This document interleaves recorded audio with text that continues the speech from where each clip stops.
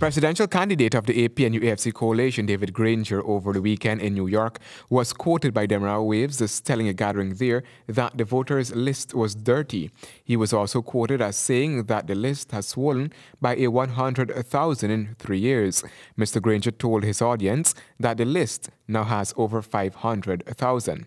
Back on local shores, the People's Progressive Party Civic is not bothered by the disclosure. It's interesting, I would say, to see the Johnny-come-lately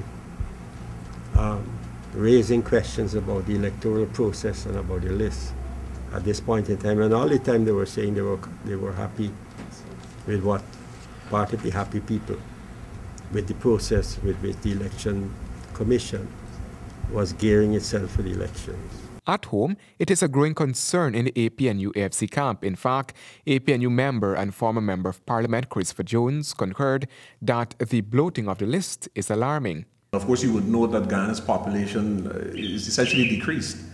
What we'll have to do is ensure that in many of the areas where we have the voters list, that our supporters, activists, triple check those voters lists. In what should be a matter of concern for all, the PPP is saying that at this point, the party is not advised by its commissioner of such an issue, and that it is a matter for the coalition to take up with GCOM. Roy added that the PPP has never ridden on the back of the APNU, but rather on its own steam. When we were raising our concerns, the AFC or the APNU never linked their concerns to ours. In fact, they never said anything. On the other hand, Jones explained that based on experience, some backup measures will have to be put in place. For example, persons were actually paid huge sums of money by the incumbent just to essentially stay home. Monitoring of all polling stations in every community throughout the entire country will have to be done on election day.